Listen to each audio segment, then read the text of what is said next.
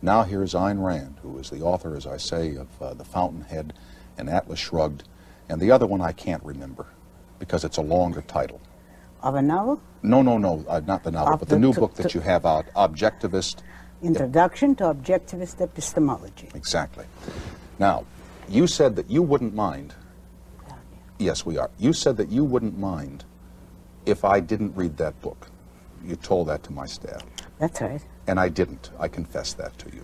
I want to be very basic here because there are many people who don't understand objectivism, who don't know what it is, but who have read much about Ayn Rand and have read her books and kind of want to know where she's coming from, if I can use that phrase. So let's just basically say what objectivism is. Okay? And make a long speech about it? Oh, not too long, no. No, because that's terribly difficult, you know. To begin with, it's a philosophy. It's a philosophic system. And philosophy is the science that studies the basic nature of existence. So it's a pretty technical subject. And anything I say briefly will not really do justice to my philosophy, but I can try to summarize it. Well, can I ask you some specifics then about it? Yes, sure. All right. How does, quote, I fit into the philosophy of objectivism? How does objectivism relate to me, the individual? What does it do for me? Are you a human being? Mm-hmm. Well, then it relates to you. It tells you how to lead your life and how to achieve things, how to be happy. It tells you the fundamental principles by which you can make your own choices. Above all, it tells you that you have the means to make these choices, that your mind is valid, that the reality you perceive really exists, and that is epistemology. That's a branch of philosophy, and then it tells you how to make by what principles to guide the basic choices of your life. Now, there are many philosophies that would offer that to an individual. Oh, yes. There are religions that offer it. There are forms of government that offer it. How does... Not forms of government. That's politics. That's a different branch. That comes later. Well, yes, but governments in some areas, in some instances, would define for you choices or dictate to you how to live your life. Yeah. But I'll retract governments and just say religions are philosophies. All right.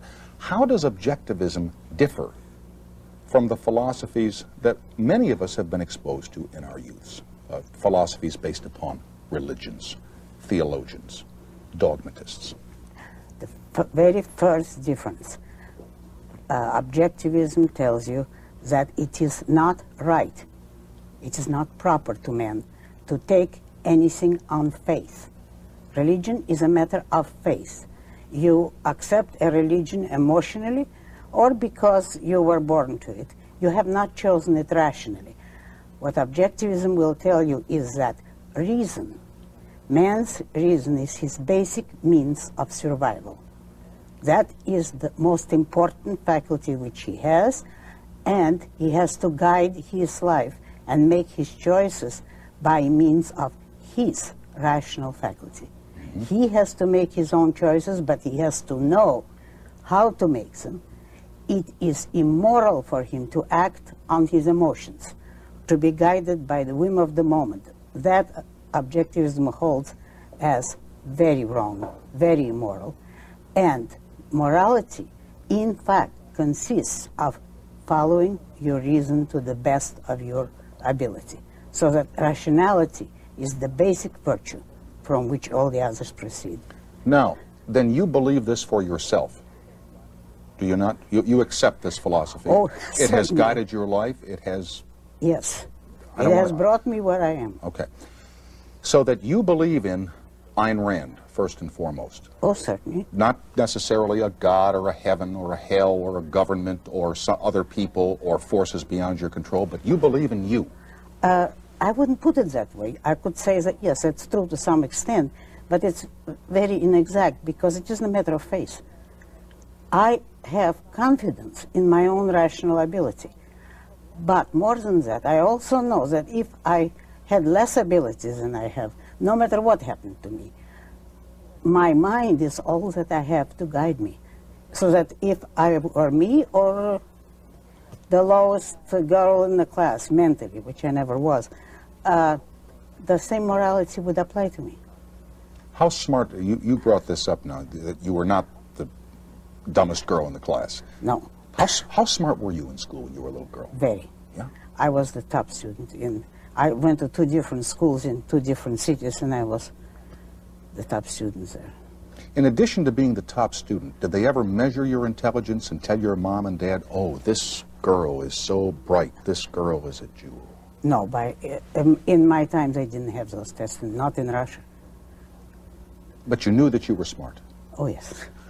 Did you feel that school was too slow, that you were so far ahead of the material? Yes. How did you handle that? How did you school yourself really beyond the curriculum or curricula in the school? Is it of interest to tell you? Yes, it really is. I always try to sit in the back row of a class, and I put a book in front of me, and I was writing novels from the age of 10.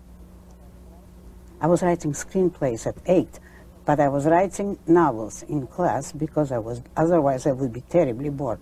I was never discovered because we had textbooks, and if you read ahead of the lesson that they present in class, you could know what the teacher said. Mm-hmm. I had to read the textbook just once, and then I knew the course. So I really think it had a bad influence on me, on my working discipline. It was too easy and too boring. But how did it affect your working discipline? I never had to make an effort. I certainly did have to when I began writing novels. That's really difficult. But in school, I had no difficulties. How was writing novels difficult for you? Because it's an enormous context that you have to keep in mind, an enormous structure. You can't do it inspirationally. You can't do it by just looking at the piece of paper once and deciding what you're going to do. It's a whole enormous structure, much more complicated than a building. And you have to keep it all in mind, never contradict your outline, and carry it out. It's killing difficult, but wonderful when you succeed at it. Mm-hmm. I mean a good novel, of course. Do you recall what the first novel was you wrote when you were 10 years old, behind that book in the back row in school? The very first one? I remember the first screenplay. Oh, the novel I never finished. Oh. Wait a moment. No, I did finish it. Yes, I remember it. The one I didn't finish, I started in college. I remember it, but don't make me tell you the plot. No, I will not. But I would like to think that somewhere that manuscript is in a drawer in your house or in a box up in a closet. It's probably bombed out of existence in Leningrad. So it exists then only in your mind, huh? Yeah. I didn't bring it with me. When did you discover or think up or allow objectivism to become your philosophy? From the time that I remember myself, which is 2.5. The first incident in my life I can remember, I was 2.5. And from that time on to the present, I never changed my convictions. Only at 2.5, I didn't know as much as I know now. But the fundamental approach was the same. I've never had to change. Why has it worked for you? Because it's true. Because it corresponds to reality.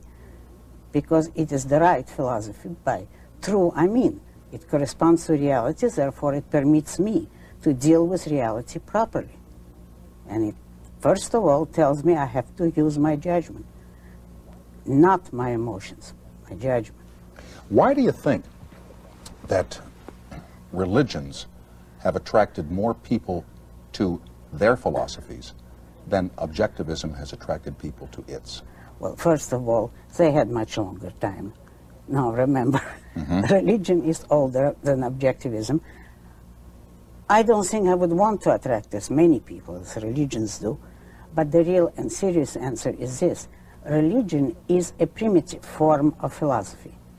Because what religion and philosophy have in common is that it's a system of background premises. It gives you a frame of reference, a context, in fundamental terms, and then you live the concretes of your life accordingly. So religion